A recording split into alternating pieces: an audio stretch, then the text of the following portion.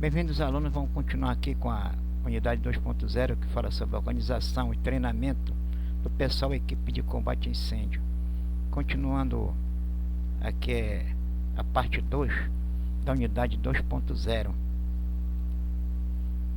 Continuando a falar sobre o plano de contingência, suas características e aspectos principais. O item G fala sobre os métodos de controle de avarias e contenção do fogo, devem incluir fechamento das portas estanque de combate e porta-fogos, portas corta-fogo, fechamento das portas de combate e portas corta-fogo, parada de toda a ventilação e fechamento do dispositivo abafador e tubulação de ventilação, fechamento de todas as vigias, janelas, portas e acesso das acomodações, cozinha e outros espaços, guinar o navio para o melhor posicionamento possível em relação à direção do vento, esfriamento de divisórias, anteparas e convéses, uso de mantas abafadoras como necessário, manutenção de vigilância no local de incêndio após o mesmo ter sido extinto,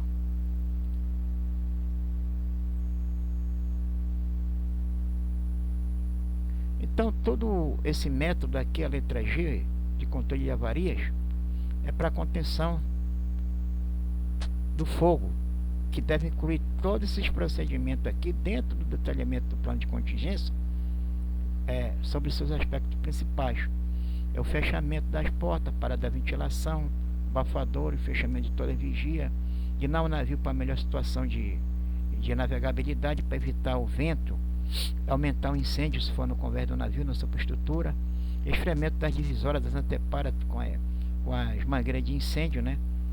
Uso de mantas abafadoras quando for necessário e manutenção de vigilância no local de incêndio após o mesmo ter sido extinto. Então esses procedimentos todos são feitos a bordo como um aspecto principal, né, desse plano de contingência. Aí, como eu disse, eu passei aqui, ó, vamos ver aqui o fechamento das portas de combate a incêndio. Esse aqui é não saiu aqui agora, aí, desculpa aí, a foto que mostra aquela porta de corta-fogo que eu já mostrei no slide anterior. E aqui vou passar aqui um vídeo sobre parada da ventilação do dump, que eu acho que eu já mostrei também em slide anterior. Vamos ver se esse vai passar esse vídeo aqui. Se não passar, não tem problema, porque parece que eu já passei no slide anterior lá, na unidade 1.0. É um vídeo que foi... Bom, agora a gente vai demonstrar para vocês o desarme do dumper aqui, externamente. Você pode ver ali a bobina, o êmbolo onde o Luiz está com o dedo, a alavanca de desarme, e ali embaixo tem uma chave fim de curso, que tem uma rodinha. É aquilo ali que vai desligar o exaustor no momento que for desarmado.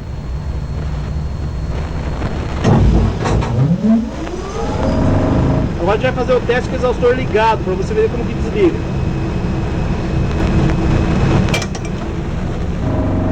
Ok.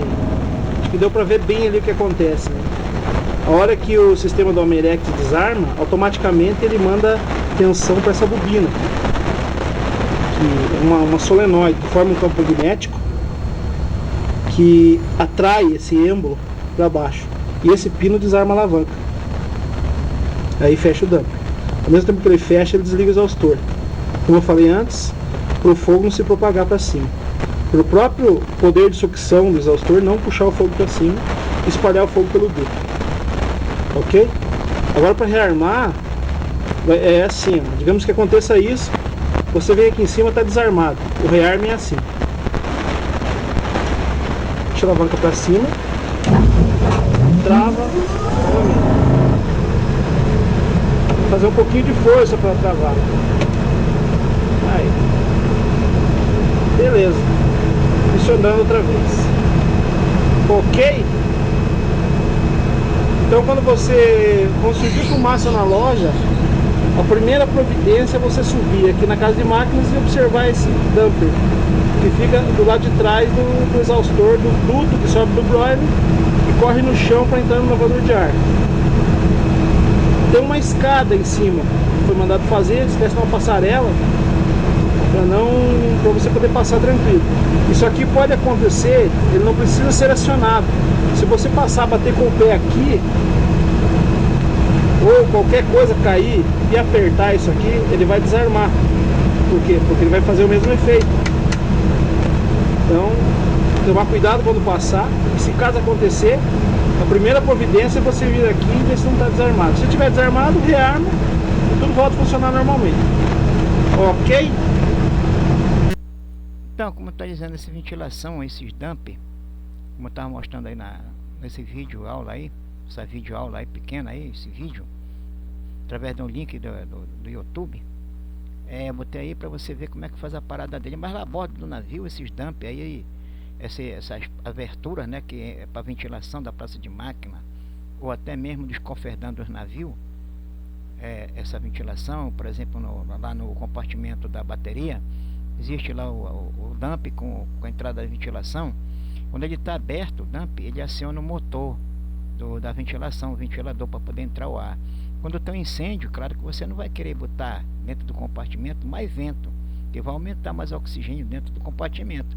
Então esses dump você pode, por exemplo, quando ele apertou manualmente lá, desligar ele manualmente, através daquela alavanca que ele bate lá, ela cai e para a ventilação. E para rearmar tem que fazer esse procedimento como ele fez aí. Isso é um tipo de dump que está mostrando de uma loja. Lá a bordo do navio é quase parecido, mas só que o de lá do navio são acionados através de botoeira, né? Botoeira, ou então automaticamente lá através de circuito elétrico manipulado lá pela CCM, Central de Controle de Máquina.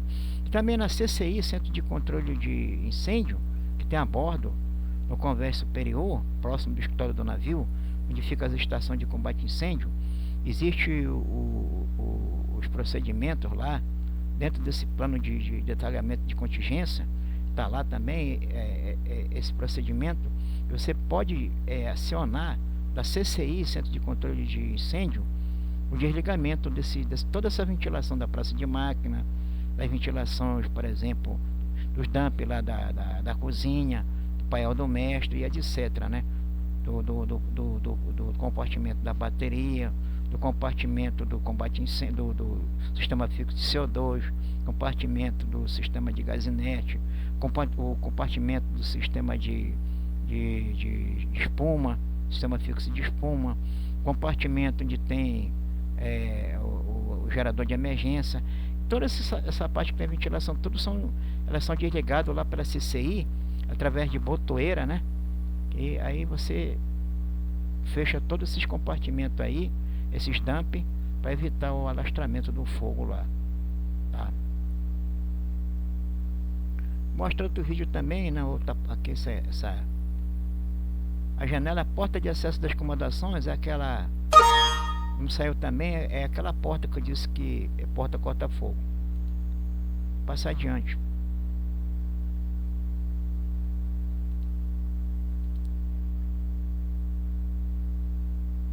O item H, as condições de estabilidade devem ser controladas e monitoradas em virtude do uso da água como agente extintor, de modo que seja calculada a mudança do GM. GM é a altura metacêntrica, né, do centro de gravidade, GM. Altura metacêntrica do centro de gravidade do navio. E o efeito da superfície lisa causado pela água utilizada no combate a incêndio. Quer dizer, é claro, por exemplo, como aconteceu lá que eu falei no incêndio, a explosão que houve, no caso lá do navio fundeado lá nas proximidades lá da Lagoa Parda, lá no litoral do Espírito Santo, onde tem um quadro de boia que o navio amarra lá para poder receber os produtos que vêm de terra, através de tubulação que vem pelo fundo do mar, né? Lá nos tanques de terra que é bombeado de lá, Lagoa Parda, lá no Espírito Santo. O navio para lá vai carregar óleo escuro, né?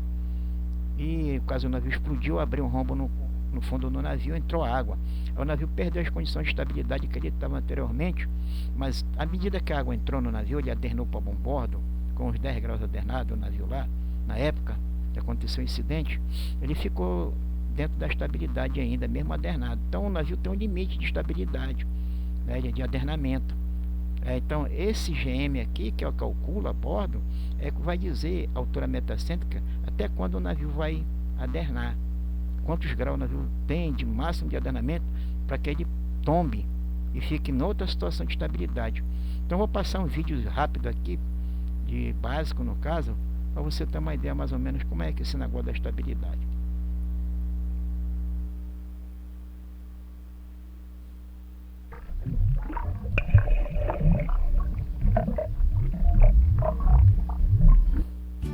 Uma chapa de metal colocada na água irá a pique. Mas a mesma chapa de metal, na forma de um casco, permanecerá flutuando. Elas deslocam um volume de água, cujo peso é igual ao seu próprio peso. Quando se aplica uma força sobre um corpo que está flutuando, imediatamente sofrerá a resistência da água. Essa resistência é chamada de empuxo.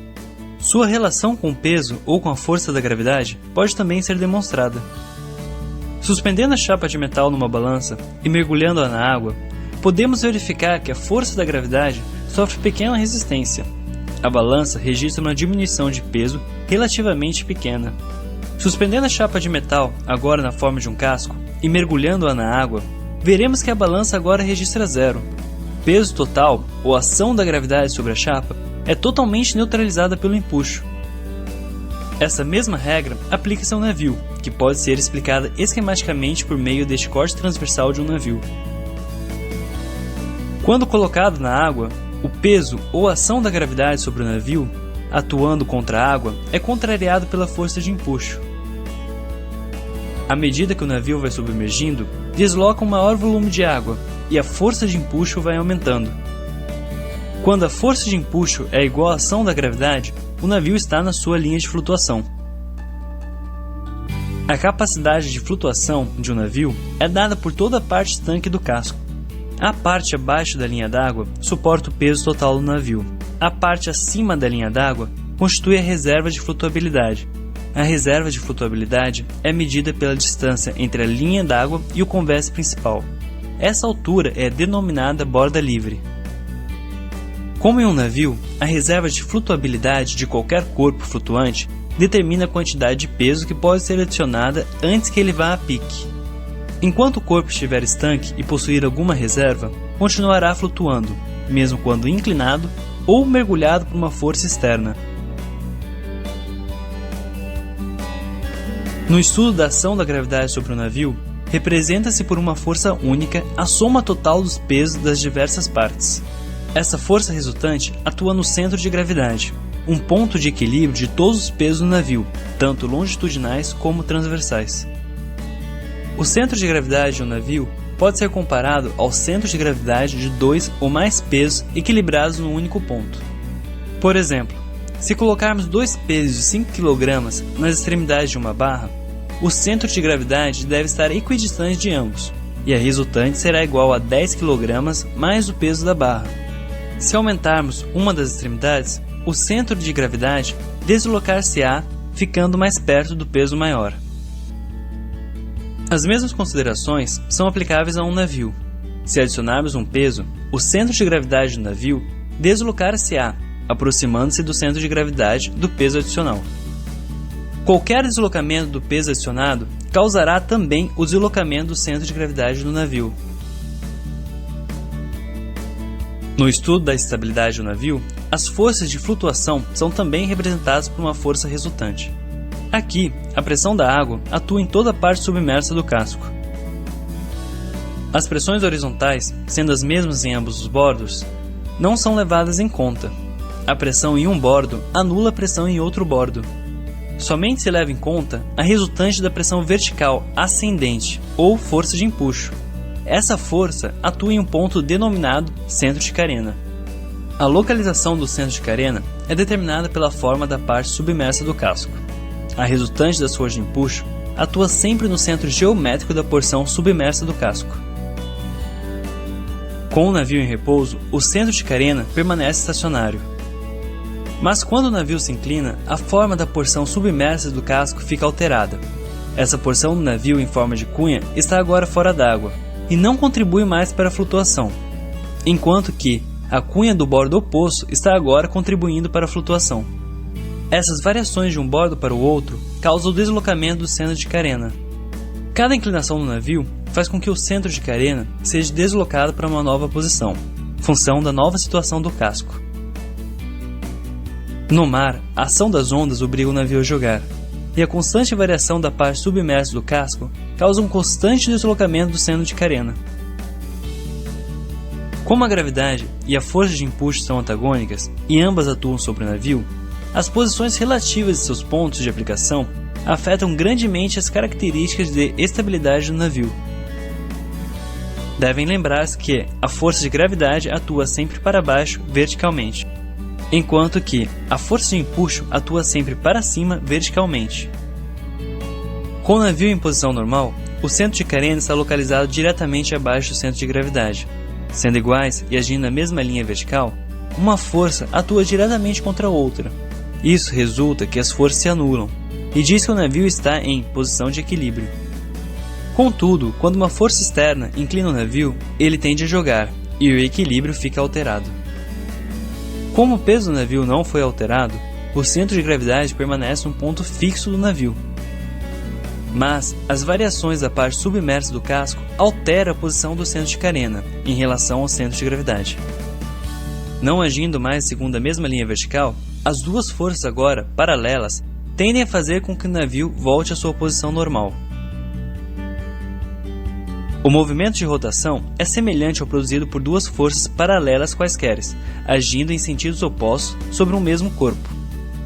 Quando as forças são iguais e diretamente opostas, elas se anulam. Somente há movimento de rotação quando as duas forças não atuam segundo a mesma linha reta. À medida que o navio vai voltando à sua posição normal, as forças vão se aproximando. Quando elas se confundem na mesma linha vertical, o navio está em posição de equilíbrio. A tendência de um navio em voltar à posição de equilíbrio pode ser comparada a de um berço. Quando o berço está parado, o centro de gravidade e o ponto de apoio estão na mesma linha vertical. Isto é, o peso do berço está contrabalançado por uma resistência aplicada num ponto diretamente abaixo do centro de gravidade do berço. Quando inclinamos o berço, o centro de gravidade permanece fixo. Mas o ponto de apoio é deslocado para uma nova posição, diferente da primitiva. O berço tende a oscilar, até que as duas forças atuem segundo a mesma linha vertical, quando então volta à posição de equilíbrio. As posições relativas às duas linhas de força podem ser materializadas por meio de setas. O berço continuará balançando até que as duas setas estejam alinhadas.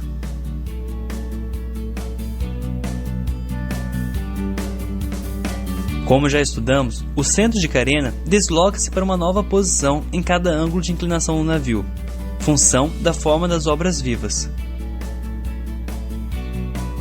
Podemos estudar o deslocamento do centro de carena empregando uma forma de obras vivas simples, como a deste toro retangular. Ele está sempre no centro geométrico da forma da parte submersa. Quando giramos o toro e plotamos as posições do centro geométrico, verificamos que ele descreve uma trajetória ou lugar geométrico semelhante a uma elipse. Em um corpo cilíndrico, a forma da parte submersa permanece constante, mesmo quando inclinado, e o seu centro geométrico descreve um local geométrico circular. Portanto, para o objetivo de estudar a estabilidade de um navio verdadeiro, um berço é um bom substituto. Em qualquer posição, o ponto de contato entre o berço e a mesa corresponde ao centro de carena para aquela posição. Se traçarmos as linhas de força de empuxo, acharemos que elas se cortam no centro do círculo. O lugar geométrico do centro de carena, representado pela circunferência do círculo, é somente um dos fatores que determinam a estabilidade do berço. Outro fator é a posição do centro de gravidade, que é aqui representado por G. A posição de G é controlada por um peso móvel. Quando o centro de gravidade está baixo, o berço fica em equilíbrio estável e tem uma forte tendência para endireitar-se. À medida que elevamos o centro de gravidade, a tendência ao deslizamento diminui, mas o peso continua em equilíbrio estável. Quando o centro de gravidade atinge o centro do lugar geométrico circular, a tendência de deslizamento é nula e o berço permanece em qualquer ângulo de inclinação. ele está, agora, num estado de equilíbrio indiferente. A mais leve elevação, além deste ponto, produz um estado de equilíbrio instável e o berço emborcará. O ponto em que G está localizado, quando o berço fica em equilíbrio indiferente, é chamado metacentro. O metacentro deste berço está localizado no centro do círculo. À medida que o centro de gravidade é deslocado para baixo, a distância entre G e M aumenta e a tendência de deslizamento aumenta. Portanto, a distância entre G e M fornece uma indicação rápida e útil da estabilidade e é conhecido como altura metacêntrica ou GM. Empregando uma seta para representar a força de empuxo e uma outra para representar a força da gravidade, é possível mostrar que há sem dúvida alguma uma relação entre a altura metacêntrica e os braços de adriçamento. O empuxo sempre atua para cima, perpendicularmente à superfície do mar, através do seno de carena e o metacentro, enquanto que a gravidade atua sempre verticalmente para baixo, através do centro de gravidade. Quando se mantém o berço num determinado ângulo de inclinação, pode-se ver que, à medida que a altura metacêntrica diminui, a distância entre as linhas de força diminui. Os braços de adriçamento tornam-se menores. Quando G coincide com M, não há braço de adriçamento. Qualquer que seja o ângulo de inclinação, sempre que G e M coincidem, o braço de adriçamento é nulo. Quando G está acima de M, o berço fica em equilíbrio instável. A mais leve inclinação produz braços de banda, em vez de braço de adriçamento, e o berço emborcará. No caso deste berço, que representa um lugar geométrico circular, vimos que o metacentro está num ponto fixo, no centro do círculo, e está sempre no ponto de intersecção de duas linhas adjacentes da força de empuxo, em uma forma circular. A intersecção de todas as linhas de força de empuxo, ou raios, é um ponto comum. Mas no toro retangular, vimos que o lugar geométrico do centro de carena era semelhante a uma elipse. Este lugar geométrico pode ser considerado como composto de pequenos arcos de circunferência de raios diferentes. Para localizar o centro de curvatura dessas circunferências, teríamos que traçar raios adjacentes separados por distâncias infinitesimais. Aqui, a separação está exagerada, pois traçamos raios para poucos ângulos de inclinação, entre 0 e 90 graus. Os centros desses arcos são posições do metacentro, para posições correspondentes do lugar geométrico. Quando plotamos posições sucessivas do metacentro, construímos sua trajetória até 90 graus, correspondente a um lugar geométrico elíptico, empregando um fio para representar a linha de gravidade e outro para representar a linha de força de empuxo. Podemos observar o efeito dessa trajetória sobre a estabilidade. Com o centro de gravidade abaixo do metacentro e na mesma vertical, o toro está em equilíbrio estável. Portanto, à medida que o toro se inclina, produz braços de adriçamento. À medida que o ângulo de inclinação aumenta, o metacentro sobe e os braços de adriçamento aumentam. Atingindo um ponto, porém, o metacentro começa a descer, e a um certo ângulo maior, os braços de adriçamento começam a diminuir. Com as duas forças novamente na mesma vertical, podemos ver que agora o metacêntrico está abaixo do centro de gravidade, e o toro está em equilíbrio instável. Qualquer pequena inclinação, além de 90 graus, produz braços de banda e o toro emborcará. Vimos no berço circular, onde M é um ponto fixo, que G e M pode ser empregado como medida de estabilidade.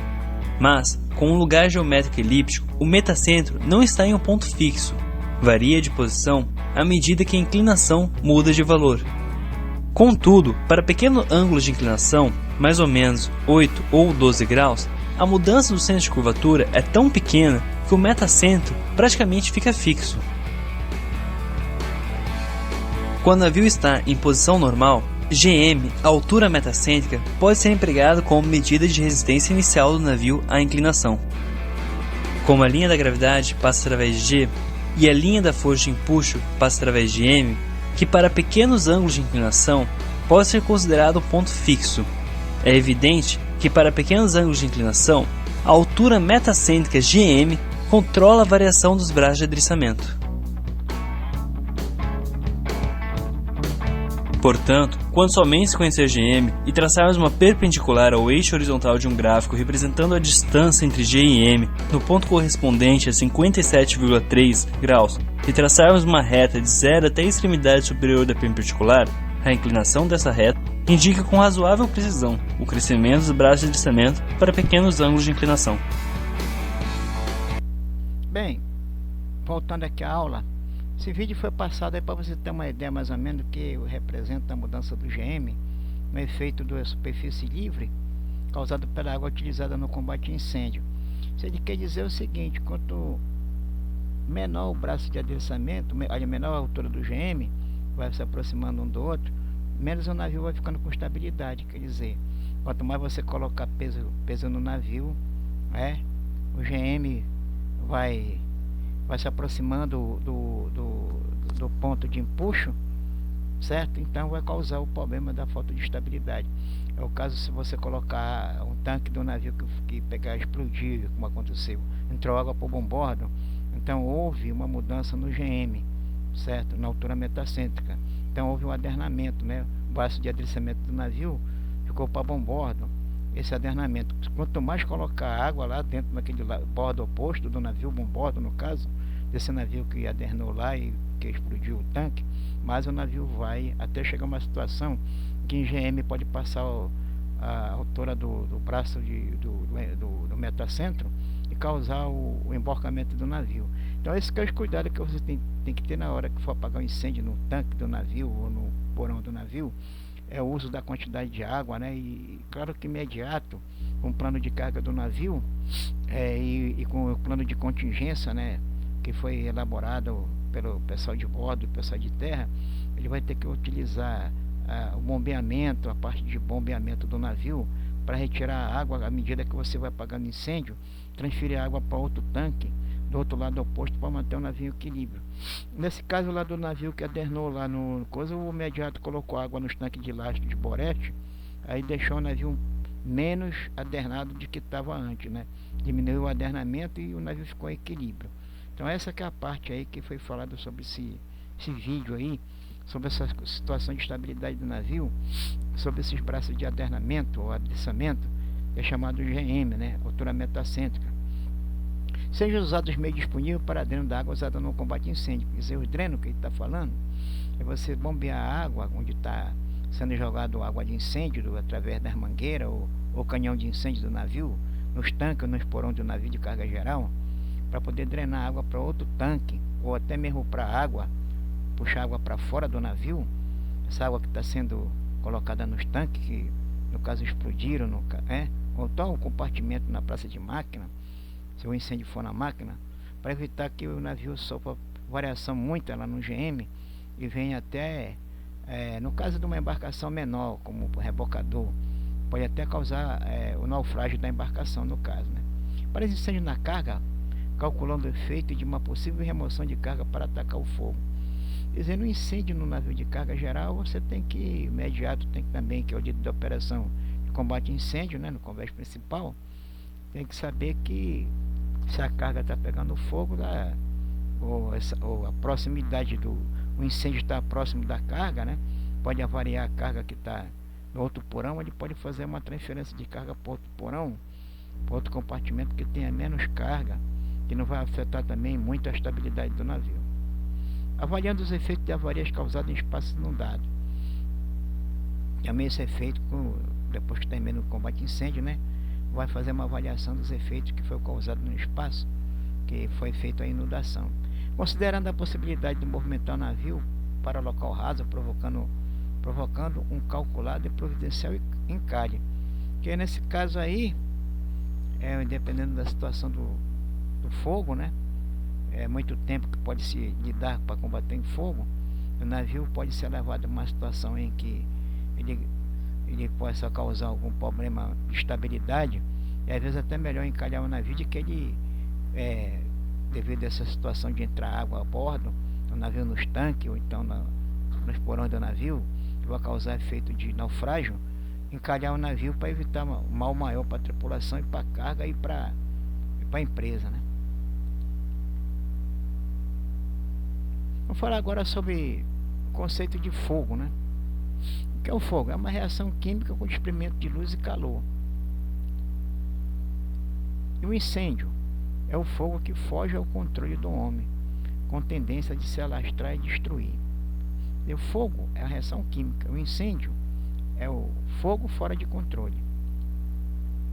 Elementos do fogo. Vou passar aqui um vídeo rápido que vai falar sobre essa situação aí, sobre esses elementos do fogo. É um vídeo rápido também aí.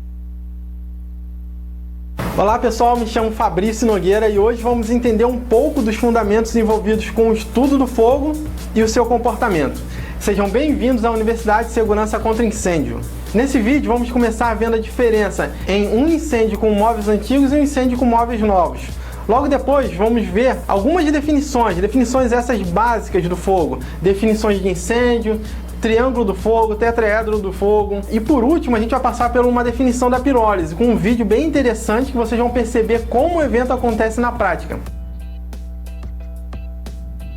A dinâmica do fogo na segurança contra incêndio teve o primeiro livro dedicado apenas em 1986 nos Estados Unidos, considerado assim uma ciência muito nova. Além dos Estados Unidos, na vanguarda desse estudo, contamos com a International Association for Fire Safety Science, que também tem cerca de 30 anos. E a cada 2 anos essa associação se reúne em um congresso e divulgam trabalhos feitos por especialistas que se dedicam a estudar o fogo e o seu comportamento. Para dar um exemplo de como o conhecimento do fogo é importante, eu vou começar contando uma história rápida de um amigo que é oficial do Corpo de Bombeiros no Rio de Janeiro. Bem, ele foi responder um chamado de incêndio em um edifício no ano de 2006, lá no centro da cidade do Rio de Janeiro, numa avenida muito importante, numa avenida chamada República do Chile, no centro do Rio. No momento que ele chegou no prédio, logo pediu que cortassem a energia, sabe? Fez os procedimentos básicos de segurança. A brigada do prédio recebeu, passou todas as informações necessárias sobre o andar que estava acontecendo o sinistro. Ao chegar lá, ele verificou que o andar estava tomado de fumaça e ele não conseguiu observar a origem do fogo. Então ele detalhou que a sala era uma sala cheia de baias e computadores, com algumas salas fechadas por vidros temperados, sabe? Aquelas salas onde ficam os gerentes e diretores. A solução que ele deu foi quebrar alguma das janelas do pavimento para permitir a entrada de mais oxigênio para o fogo, que estava em estado de brasa. Dessa forma, seria possível visualizar a origem do fogo. E assim foi feito.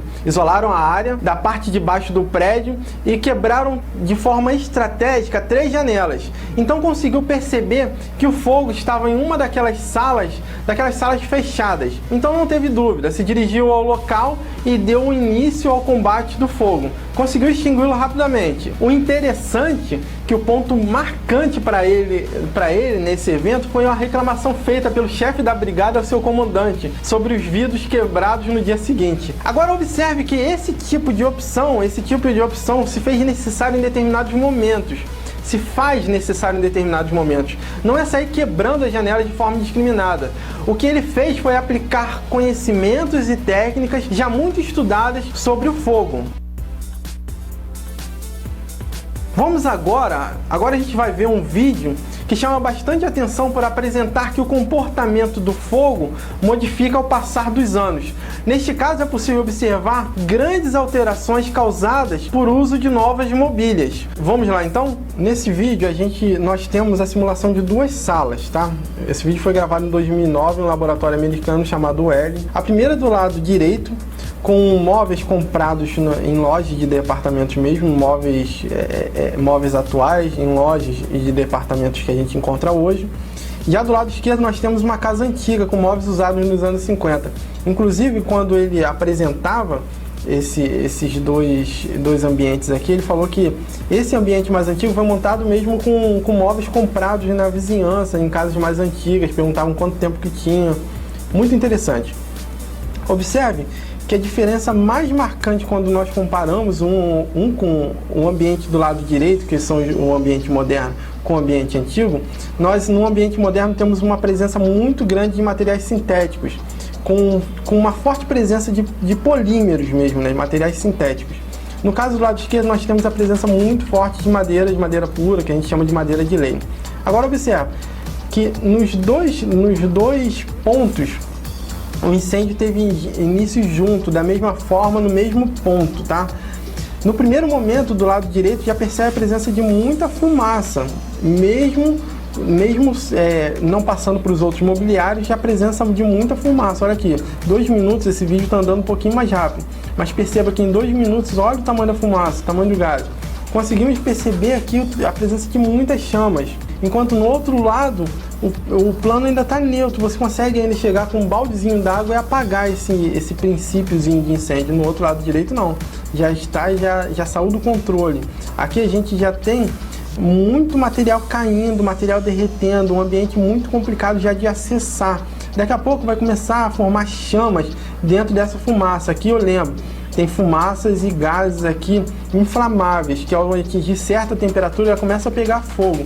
3 minutos, aqui nada, olha aqui já como que tá. Já tá uma situação já completamente fora de controle. Começou a aparecer chamas dentro da fumaça. Nesse momento aqui, você vai perceber já a generalização do fogo. Olha, já aconteceu já a generalização do fogo ou flashover. Já ficou completamente fora de controle. É um comportamento aqui extremo do fogo. Não é porque pegou fogo, é porque todo o ambiente já pegou, já está lastrado, já generalizou um incêndio ali naquele ponto. Tá ok? No lado esquerdo, pessoal, ainda com 2 baldezinhos, digamos assim, a gente consegue apagar. Enquanto no lado direito, 3 minutos e 40 foram necessários para que alcançasse o flashover, um ambiente completamente tomado pelo incêndio. Deixa eu passar um pouquinho mais rápido, que vocês vão perceber que o fogo aqui vai demorar para chegar lá no flashover. 25 minutos e ainda não chegou no flashover. 29 minutos e ainda está começando a cara de flashover com essa generalização do fogo que a gente chama. Já que já tem também, a gente não tem controle já sobre o material queimado, e a gente vai conseguir perceber que com 29 minutos e 40 segundos aqui, a gente vai, 29 minutos e 25 segundos, a gente vai conseguir chegar ao flashover. Para começar, uma pergunta básica: o que é fogo? A NBR 13860 define o fogo como processo de combustão caracterizado pela emissão do calor e luz. Nos Estados Unidos, a NFPA aponta como sendo um fenômeno oriundo da oxidação rápida, autossustentada, que pode ser acompanhado de fumaça ou chama, ou ambos. Agora, quando falamos em combustão, tem uma pequena diferença do fogo. A combustão é uma reação química que consiste na combinação de material combustível. Esse material combustível pode ser sólido ou líquido, com um comburente, que via de regra será o oxigênio contido no ar, que é ativado por uma fonte de calor. Essa reação irá iniciar uma transformação química que gera o fogo, e aí com a produção de mais calor propicia o prosseguimento dessa reação. Dessa forma entramos em um ciclo, a qual vamos chamar de reação química em cadeia. Uma ferramenta pedagógica importante, uma ferramenta importantíssima para entender o processo de combustão é o tetraedro do fogo. Apesar de ter o nome tetraedro, ele se apresenta como um triângulo. Deixa eu explicar como isso aconteceu. O triângulo do fogo é uma ótima forma de se explicar os meios de extinção do fogo. No triângulo do fogo, nós sabemos que possui 3 lados. Um lado é o comburente, que normalmente é o oxigênio. No outro lado nós temos o calor e no outro o combustível. Quando olhamos esse triângulo, fica fácil explicar para leigos com a retirada de apenas um dos lados, qualquer um dos lados, nós extinguimos o fogo. Mas aí veio a veio a escalada, posso chamar assim, escalada do uso do gás halon, que apareceu inibindo a reação química em cadeia. Deste modo, perceberam que além dos 3 lados do triângulo, havia necessidade que a reação química em cadeia se fizesse presente. Saímos então do triângulo do fogo e passamos para um tetraedro com uma cara de triângulo. Há outro ponto que costuma deixar dúvidas de definição mesmo, sabe? Que é a diferença entre incêndio e fogo.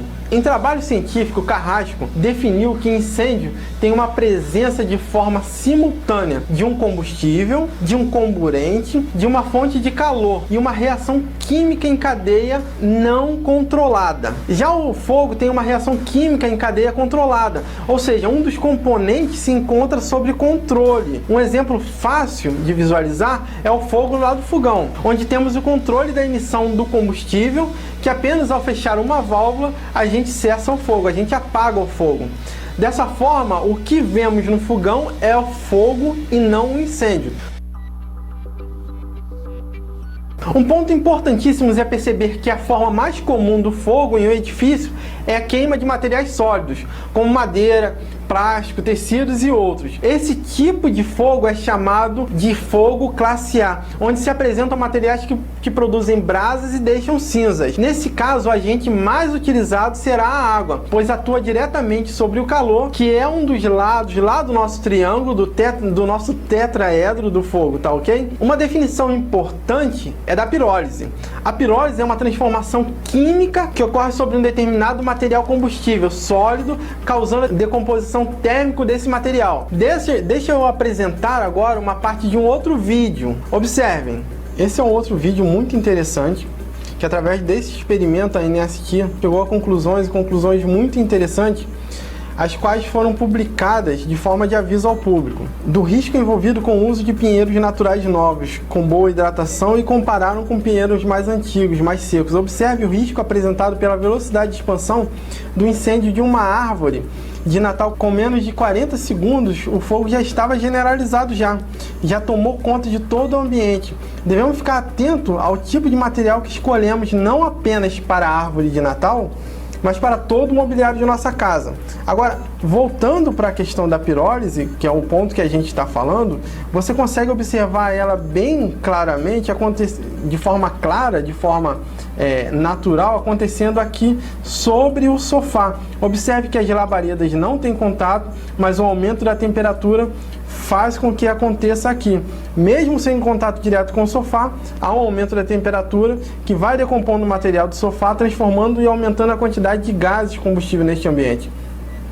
Eu costumo apresentar sempre vídeos deste tipo aos meus alunos para que a percepção se transforme do que ele está vendo para uma lógica de atuação não só durante o combate, mas também para o seu dia a dia.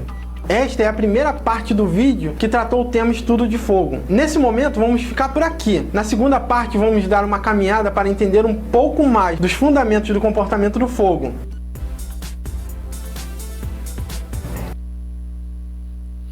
Bem, nós vimos nesse vídeo aí os elementos do fogo, como ele falou, e vai continuar em outras aulas, no outros slides. Vamos ver aqui esse outro aqui, que fala sobre a parte 2. Aqui foi a parte 1, vamos ver agora a parte 2. Sobre o triângulo do fogo. Esta é a segunda parte do vídeo comportamento do fogo. Nesse vídeo vamos entender um pouco mais das definições do comportamento e das consequências do fogo. Me chamo Fabrício Nogueira, sejam bem-vindos à Universidade de Segurança contra Incêndio. Se você ainda não assistiu a parte 1, para tudo. Vá lá na listagem, procure e clique sobre a parte 1. Só depois volte aqui, senão vai ficar muita informação solta e você não vai conseguir entender nada. Então para tudo e volta lá. Uma definição importante quando se estuda o comportamento do fogo é a explosão. A explosão ela pode ser verificada através de 3 principais fenômenos. O processo simplesmente físico, quando você pega um balão, vai enchendo e ele explode, você tem um processo completamente físico. Você tem um processo físico-químico, onde há modificação do material, da matéria inicial. E por último, por reação química, que é o principal ponto dos estudos de segurança contra incêndio. Essa explosão vai acontecer sempre que houver material combustível em alta pressão e altas temperaturas num ambiente com pouco oxigênio. Quando for liberada essa entrada do oxigênio, então entra em combustão, gerando a dissipação da energia. Daí gera aquela pancada, que tecnicamente vamos chamar de choques e ruídos, ok? Então vamos listar alguns fenômenos que envolvem a explosão. Os que eu considero mais inerentes à segurança contra incêndio estrutural. São 2. O primeiro é o flashover, ou generalização do incêndio. Se trata de uma inflamação generalizada de propagação rápida. Deixa eu explicar. Vamos voltar ao vídeo que vimos no início da primeira parte. Vamos olhar apenas o incêndio da direita. A capa de gás aquecido que se forma no teto durante a fase de crescimento do fogo apresenta uma irradiação do calor para os materiais localizados um pouco distante da origem do fogo, aquecendo e gerando a já conhecida pirólise, entrando em uma liberação cada vez mais intensa de gases, acumulando-os até uma temperatura de ignição. Quando isso acontece, que vai acontecer nesse vídeo em 3 minutos e 40 segundos, veremos então que toda a área será envolvida em chama simultaneamente. O backdraft é uma outra definição. Ele vai acontecer da mesma forma.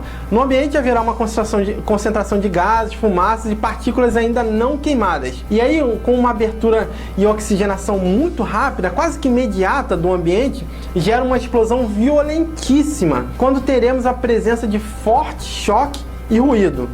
Estudos da NIST têm demonstrado que o local fechado onde esteja acontecendo o incêndio, se estiver fechado, faz com que o nível de oxigênio vá diminuindo até ficar abaixo de 13%. Quando isso acontece, o fogo que está no interior daquele ambiente entra em um estado de latência. Observe que o ambiente está com baixo comburente, porém ainda contém o calor e muito combustível presente, principalmente por conta do acúmulo de substâncias inflamáveis em forma de gases e outras partículas. No flashover, a oxigenação acontece de forma progressiva, aquela abertura de uma porta que você vai abrindo aos poucos, ou a quebra de uma pequena janela, fazendo com que eleve um aumento do calor no ambiente por oxigenação do fogo mesmo. É importante entender que o backdraft é uma explosão muito mais danosa quando comparado ao flashover. O backdraft acontece com uma frequência bem menor que o flashover, mas precisamos ter cuidado. Um ponto muito importante são as temperaturas características do material combustível. Estes materiais apresentam temperaturas bem características e específicas durante o processo de combustão. Vamos lá então detalhar cada um desses itens. Primeira temperatura característica é a temperatura característica ponto de fulgor. Na literatura americana você vai conhecer como flash point. O ponto de fulgor, também conhecido por especialistas de algumas regiões como temperatura de inflamação, é a menor temperatura que determinado material combustível, pode ser sólido ou líquido, começa a emitir gases o bastante para que o junto do oxigênio e do ar que estejam nas proximidades da superfície entre em ignição ao fazer contato com a chama, com a faísca, com até uma centelha mesmo, emitindo assim um clarão, um brilho momentâneo. Uma informação que vai diferenciar este ponto da temperatura é que, como não há vapores suficientes, a chama não se mantém. Logo, o ponto de fulgor se apresentará apenas com a emissão deste flash, uma chama de curtíssima duração mesmo. Agora, o ponto de combustão ou fire point, de forma geral, é uma temperatura mínima na qual o material combustível começa a emitir vapores bastante para formar uma mistura inflamável com o oxigênio que está no ar. Ao entrar em contato com uma chama, ele terá sua ignição.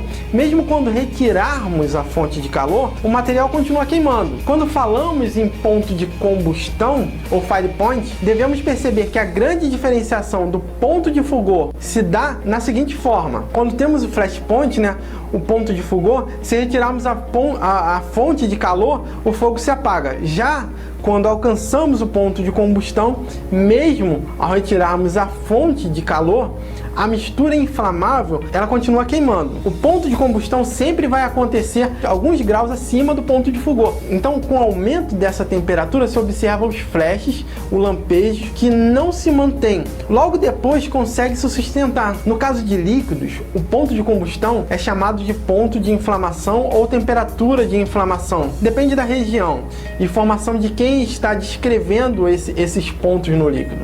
Um outro ponto é o ponto de ignição. O ponto de ignição é a temperatura de ignição. O ponto de autoignição ou autoinflamação é a mesma coisa. Este ponto é correspondente à temperatura mínima necessária para que um material combustível, sólido ou líquido, que ao entrar em contato com o oxigênio do ar, entra de forma espontânea em ignição, independente de qualquer fonte de calor. Um lembrete que vale se fazer é que no caso de gás, para ele entrar em autoignição, é necessário que ele esteja em uma mistura propícia com o oxigênio do ar, que ele esteja em uma proporção adequada, dentro de um limite mínimo e máximo adequado.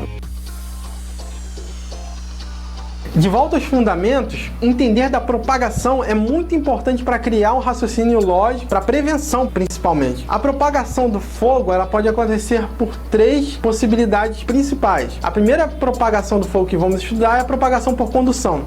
A condução é a propagação que pode acontecer por condução ou contato direto das labaredas com o combustível. Este tipo de propagação é a forma mais fácil de visualizar. Depois temos a convecção, que é a propagação que acontece por convecção do meio circulante gasoso. Então, se apresenta por fumaças, gases, vapores e o ar superaquecido produzido por fogo, que sobem e entram em contato com outras matérias inflamáveis, outros materiais inflamáveis, que vão ser aquecidos até que cheguem em seu ponto de combustão. Radiação. Esse tipo de propagação acontece por meio de ondas de calor ou raios caloríficos, gerados por um corpo aquecido, que vai irradiar em todas as direções. O material ele pode ser aquecido por radiação emitida pela fonte de calor até que entre em combustão. Isso é importante entender. Ele pode ser aquecido até um determinado ponto que ele vai alcançar essa combustão.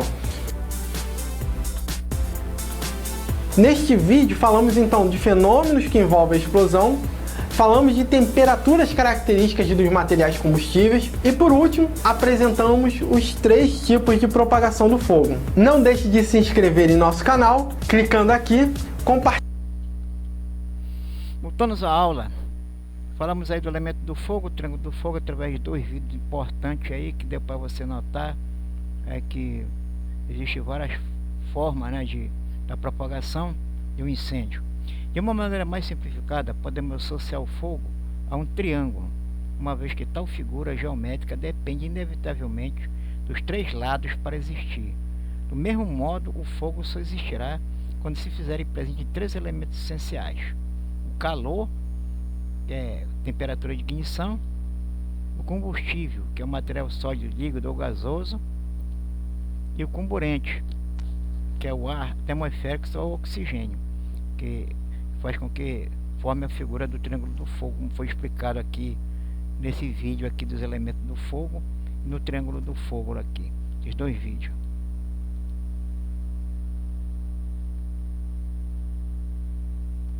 Aqui nós temos aqui como falamos agora há pouco, né, o comburente, que é o oxigênio, temperatura de ignição e o combustível. Na retirada de um desses elementos, nós vamos extinguir um incêndio, teoricamente, né? E na prática também pode ser feito usando o equipamento adequado para extinguir um incêndio. Combustível é todo elemento na natureza que queima quando em contato com oxigênio e na presença de certas condições ideais de temperatura. Os combustíveis são, portanto, inflamáveis, ou seja, pegam fogo e mantêm a combustão enquanto existirem nas condições ideais os elementos do triângulo do fogo. Os combustíveis podem ser encontrados na natureza nos seguintes estados: sólido. A maioria dos combustíveis sólidos, tais como madeira, papel, plástico, etc., transforma-se em vapores que, ao serem liberados, reagem com oxigênio e pegam fogo. Os outros sólidos, como ferro, parafina, cobre, bronze, primeiro transformam-se em líquidos e posteriormente em gases para então se queimarem. Aqui uma figura mostrando aqui o combustível sólido. O combustível líquido. Os líquidos inflamáveis como gasolina, óleos, álcool, ácido, etc., assumem a forma do recipiente. Assumem a forma do recipiente que os contém. Na sua maioria são mais leves que a água e, portanto, flutuam sobre ela. Os líquidos derivados do petróleo, como gasolina, óleo diesel e graxas, conhecidos como hidrocarbonetos, têm pouca solubilidade, ou seja, não se dilui facilmente na água, ao contrário do álcool e da acetona, que por terem grande solubilidade podem ser diluídos até um ponto que a mistura não seja inflamável. Alguns líquidos inflamáveis são capazes de liberar vapores a uma temperatura abaixo de 20 graus, sendo classificados como voláteis. Por exemplo, a gasolina, o éter, né, o álcool, pode atingir a liberação de vapores abaixo de 20 graus, né? São elementos voláteis.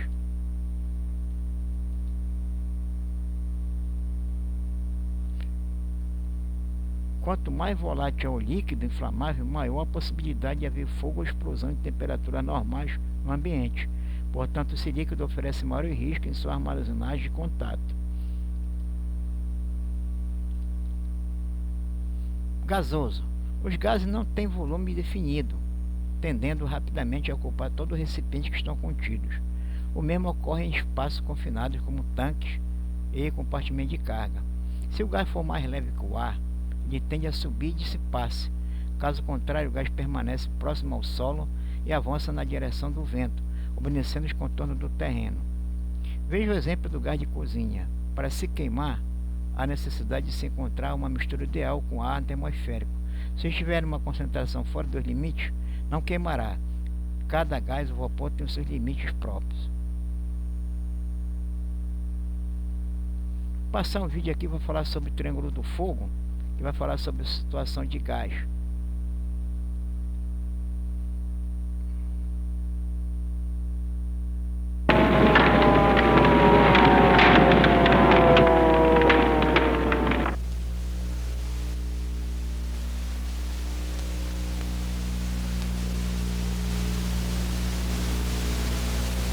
O Triângulo do Fogo.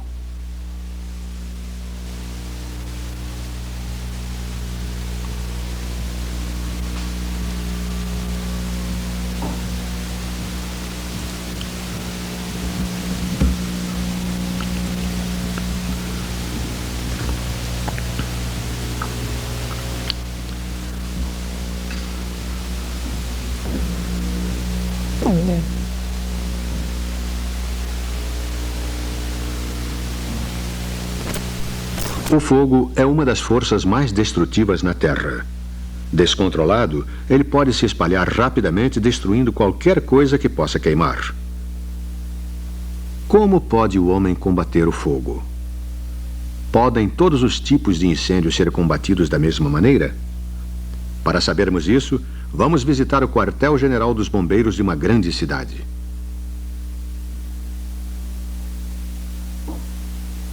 Aqui, no laboratório do Corpo de Bombeiros, podemos aprender os princípios básicos do combate ao incêndio. Para que um incêndio possa começar, 3 elementos devem existir. Primeiro, deve haver algo que queime. Qualquer coisa que queime é chamado combustível. Segundo, deve haver calor suficiente. Uma chama frequentemente produz calor suficiente para provocar outra chama.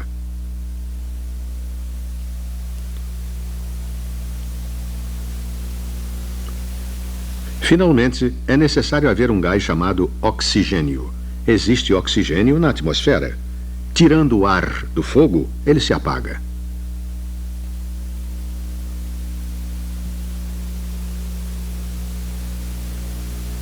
Portanto, os 3 ingredientes do fogo são combustível, calor suficiente e o oxigênio que está presente no ar. Colocando-os juntos, o resultado será o fogo. Chamamos isso de Triângulo do Fogo. Vamos examinar cada lado desse triângulo separadamente. Que tipo de material queimará? O combustível pode ser sólido como fósforo ou um pedaço de madeira. Pode ser líquido como óleo. Ou pode ser um gás, como o usado nos fogões. Para iniciar a queima desses materiais, nós precisamos do segundo ingrediente, o calor. Vamos esquentar esses combustíveis usando um resistor elétrico. Esse instrumento mostra a temperatura do resistor em centenas de graus Fahrenheit. O mostrador indica que a temperatura é de cerca de 200 graus Fahrenheit. O bloco de madeira só queimará quando a temperatura estiver bem mais elevada que a do fósforo. Combustíveis diferentes necessitam quantidades de calor diferentes para entrar em combustão. 600 graus Fahrenheit e a madeira começará a queimar.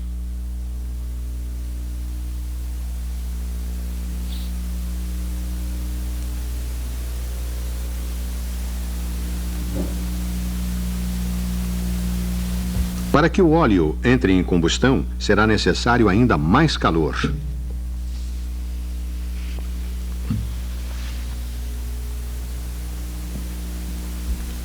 Quando a temperatura do óleo passa dos 900 graus Fahrenheit, ele começará a queimar.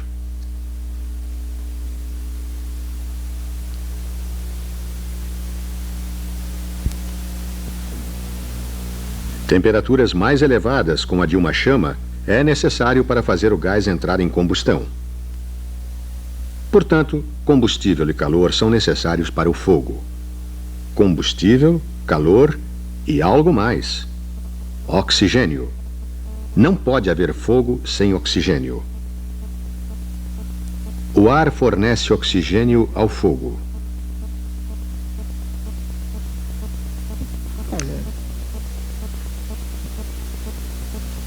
Oxigênio, calor e combustível. Estes são os 3 ingredientes dos incêndios, e incêndios não combatidos podem ser bastante destrutivos. No combate ao incêndio, os bombeiros removem um dos lados do triângulo do fogo. Removem ou o combustível, ou o calor, ou o oxigênio. Qual deles pode ser removido para combater um incêndio em um matagal ou uma floresta? Eles podem remover o combustível, cortam o capim ou mato que esteja no caminho do fogo,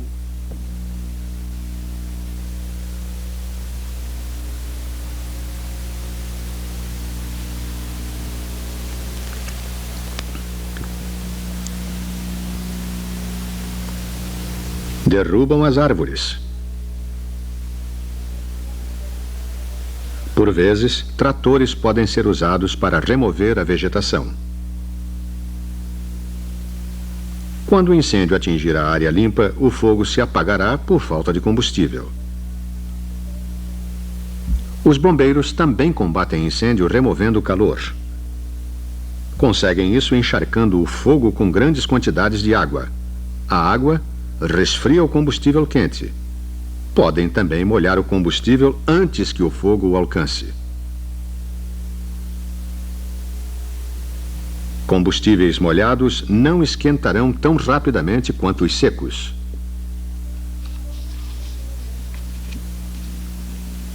A água resfria o combustível que se queima, apagando o fogo.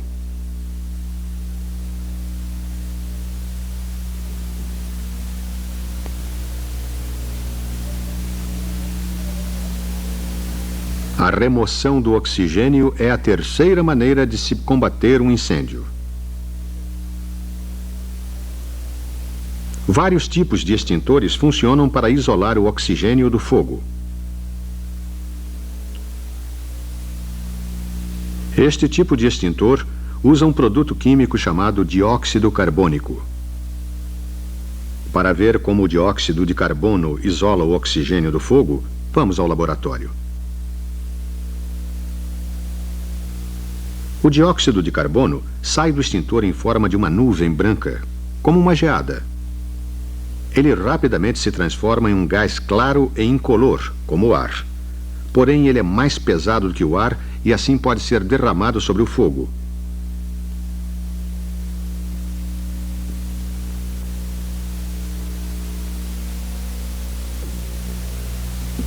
Vejamos isso novamente.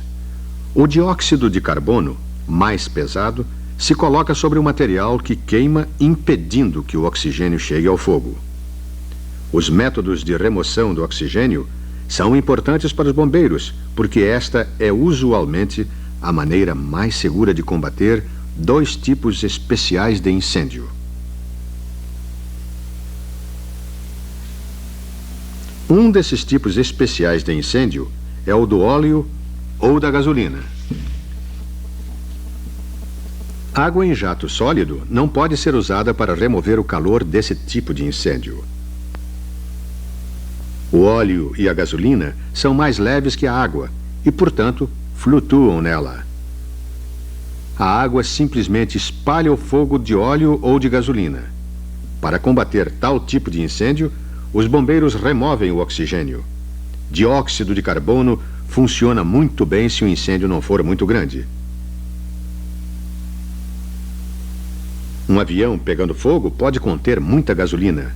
Os bombeiros do aeroporto vão tentar retirar o oxigênio do fogo. Este caminhão-tanque possui espuma química. A espuma não queima e é tão leve que flutuará sobre o óleo ou a gasolina. Ela abafa o fogo ao impedir que o oxigênio alcance o combustível que queima.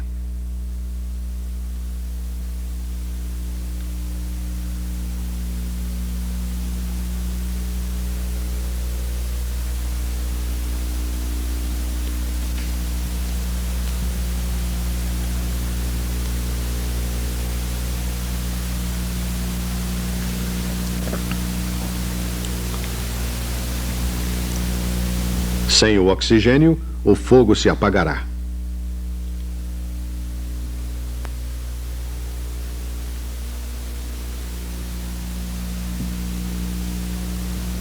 O outro tipo de incêndio que requer tratamento especial é o incêndio elétrico. Jogar água em incêndio elétrico pode ser muito perigoso para aquele que combate o fogo. No laboratório, podemos verificar por quê. A eletricidade deve passar por esses fios para acender a lâmpada.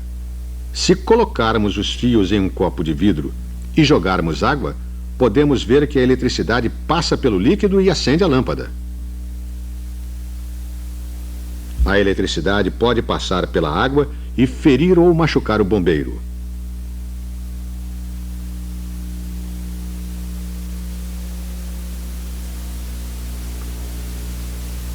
Em um incêndio elétrico, a primeira coisa que o bombeiro faz é desligar a corrente elétrica.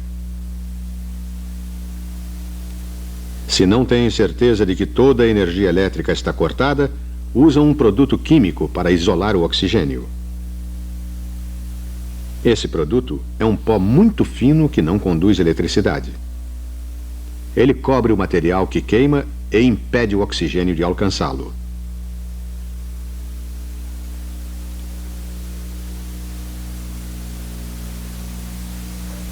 Quando combustível, calor e oxigênio são postos juntos, um incêndio se inicia.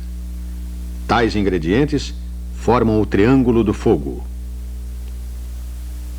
Os bombeiros combatem os incêndios removendo um desses ingredientes. Eles podem remover o material que queima, o combustível. Eles podem encharcar o fogo com água, removendo o calor.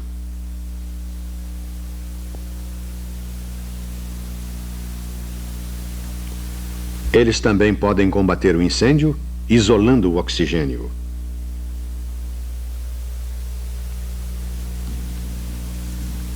Incêndios de óleo e gasolina são usualmente combatidos quando o oxigênio é removido.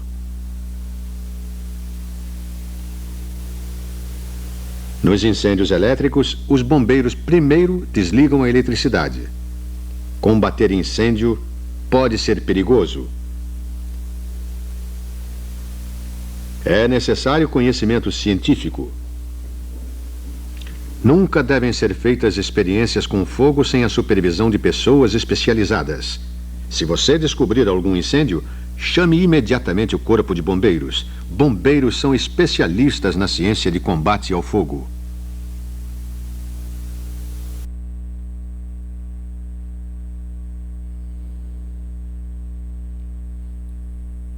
Gasoso. Os gases não têm volume definido. Já vi essa parte aqui, né? Vou passar em frente. Último slide da parte 2 da unidade 2.0. Divisões de grupo de combate, tarefas específicas a bordo e competência necessária. Composição e alocação do pessoal nos grupos de combate. A organização do grupo de combate inclui modo como cada grupo é identificado, como cada membro é identificado e quais é a garantia para manter o contato com cada pessoa e o conhecimento de sua posição. Dizer, na tabela mestra que tem a bordo, que é regra do SOLAS, né? Da Convenção Internacional SOLAS. Então existe a função de cada tripulante, cada elemento do grupo de combate a incêndio. Então na tabela mestra você tem a divisão dos grupos: grupo do passadiço, grupo de primeiro socorro, grupo de combate ao incêndio. Então são essas divisões feitas para cada elemento da tripulação. E esses grupos são compostos na tabela mestra para a execução de função de cada tripulante com relação à parte da situação de emergência. A tabela mestra que designa a composição e alocação do pessoal no grupo de combate, e a organização que é feita através dos treinamentos, o modo como cada grupo é identificado, o modo como cada grupo mantém contato com pessoas e conhecimento de sua posição, e a utilização dos equipamentos de combate a incêndio. Terminamos aqui agora essa parte 2 da unidade 2.0 e vamos passar para outra.